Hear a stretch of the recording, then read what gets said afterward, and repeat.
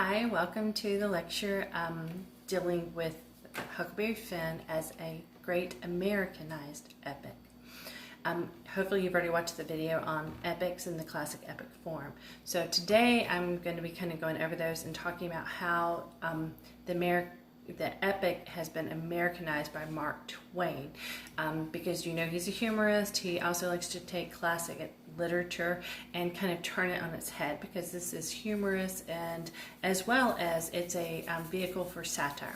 Let's talk about what satire is to begin with. Satire is the ridicule of human folly or vice for the purpose of correcting it. So it has three criteria. First of all, it has to make something ridiculous to make it look ridiculous. And in this case, it has to be folly or vice. The difference between folly and vice: folly is kind of like a one-time mistake. A vice is something you return to again and again, like gambling.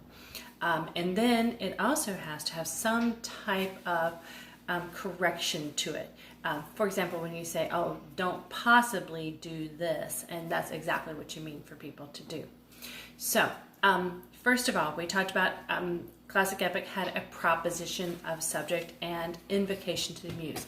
Invocation to the muse was asking a goddess to bless the information that you're putting out there and to bless your creative process. Well, in Mark Twain, he kind of turns this on its head and makes it very Americanized, and we're going to talk about how that worked. So if you look on page 108 and 109 of your book, I'm in the 9th edition, American Lit, 1865 to present. This is the version that I use. So any page numbers that I give references to are in this particular version. And you start out with the adventures of Mark Twain, and it gives you this notice. Okay? And this notice is actually making you, the reader, a muse. So this is the invocation to you, the reader, as the muse, which of course is very American because it's dealing with the individual. It goes right into the fact that classic epics are going to be written in a poetic form, as if the author can see everything, which is called the omniscient point of view, meaning knowledge, to know all. And so when you have a point of view that's knowing all, then the author can comment on all kinds of action and all kinds of things that are going on simultaneously. Whereas in the Twain book, which is a novel, so first of all, this is a novel, which is a very American form. It becomes the premier Americanized form besides film of the 20th century. This is the age of the novel, because we had dime novels and penny novels, and they were cheap to buy and cheap to distribute, and people, massive readings. So this was a way for humorists to make money. As well, their stuff was published in newspapers to begin with, and that's how they became known. And what they did was the local color writing, which we talked about with, if you've read the notes, that dealt with regional aspects and humor with that. So now it's in a novel form instead. So you have the beginning, and it says, persons attempting to find a motive in this narrative will be prosecuted. Persons attempting to find a moral in it will be banished. Persons attempting to find a plot in it will be shot by order of the author. Okay. So, of course, it's making you, the person, the reader, into the muse. The other thing that it's doing is it's pure satire. He's saying, don't look for this, and don't look for this, and don't look for this, which means you really should be looking for those things. Next part is the proposition of the subject. So instead of talking about this as a Bildungsroman, which means a coming-of-age story, which is what it is, because Huck's about 12 years old, and of course this is him forming into a young man. What is he going to become? Who is he going to become? What kind of values is he going to become? Well, instead of kind of proposing that as a subject, he gives an explanatory note, which was a major part of his purpose. It says, in this book, a number of dialects are used, to wit, the Missouri Negro dialect, the extremist from the backwoods southwestern dialect, the ordinary Pike County dialect, and 4 modified varieties of the last. The shadings have not been done in a haphazard fashion or by guesswork, but painstakingly and with the trustworthy guidance and support of personal familiarity with these several forms of speech. I make this explanation for the reason that without it, many readers would suppose that all these characters were trying to talk alike and not succeeding. So this is your proposition of your subject. The subject, basically, as he's telling you, is to explore and preserve these different dialects of multiple regions from the Deep South, which during his time, because this novel is published in the 1880s, were being lost. As you had a lot more social mobility, lots of people coming down from the north, whole communities lost to the Civil War from either direct destruction or starvation, and this is a loss of the culture of the South that was the antebellum South. So the actual novel is set 1840s or so, because it says 40 years ago. It's published in the 1880s or so.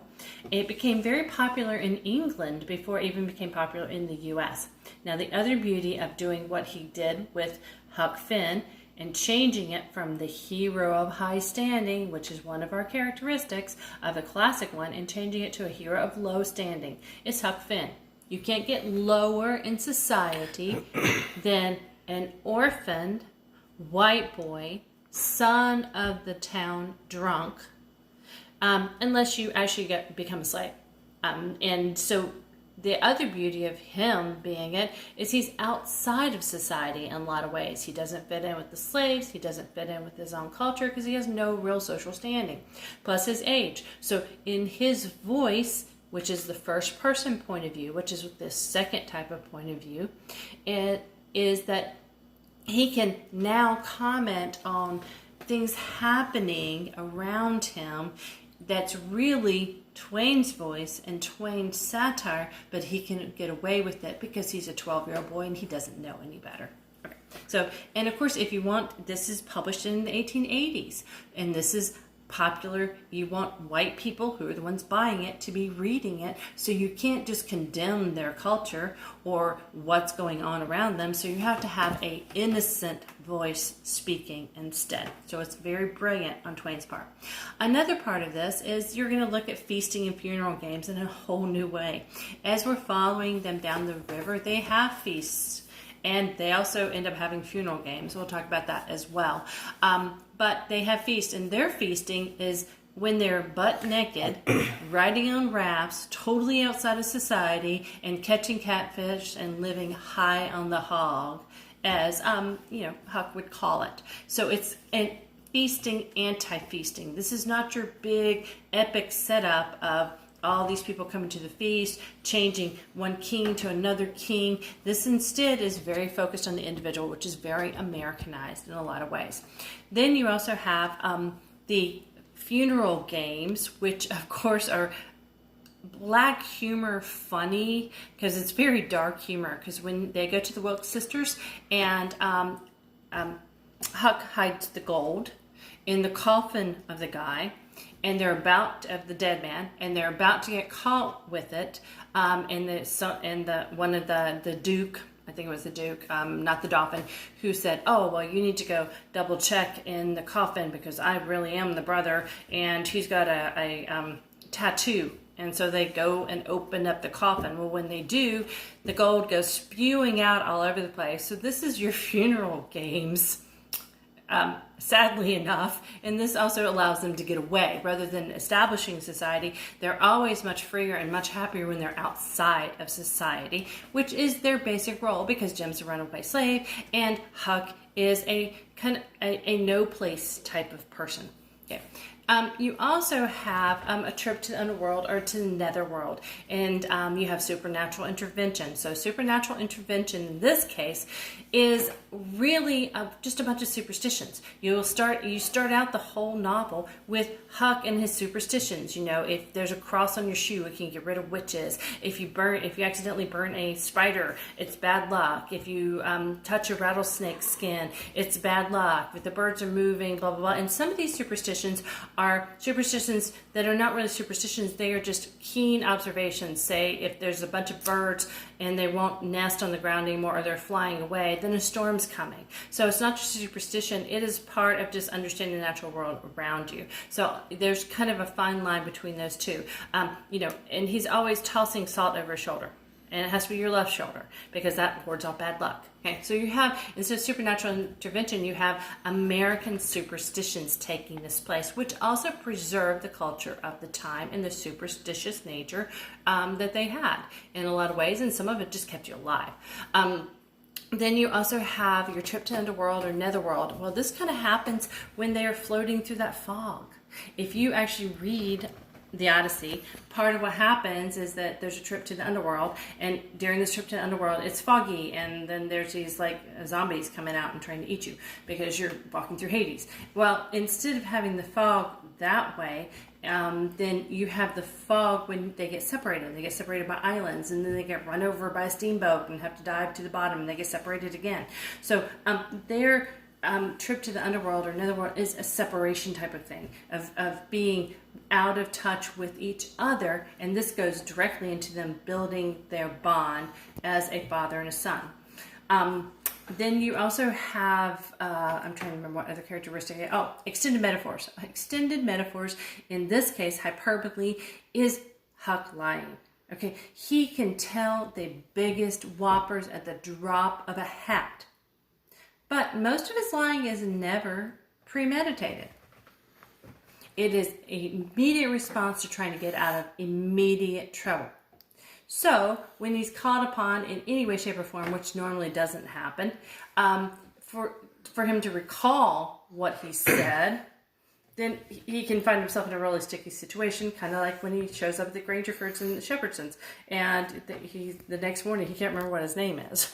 So he has to get the other kid, Buck, to spell it for him. Okay, so he's very clever in the situation. So part of his ability or supernatural ability is his ability to lie on the spot and to duck and get out of trouble. Now, we're also going to watch some of his moral development. Remember, we talked about these epics are supposed to communicate those values that are important to society. And so some of this is Twain's condemnation of some of those values that should be gone and lost, including a great deal of prejudice, this whole idea that society is going to better you, this confusion about Christianity and what it is. But you also watch his development of characters. He is very spot on with his characters. If he wants you to listen to a character, he's going to make it somebody that you're going to respect. If he doesn't want you to listen to that character and he's poo-pooing whatever ideas it is, then it's going to be coming out of the mouth of somebody that you hate, like Pap. So a lot of this always goes along with learning about Huck Finn.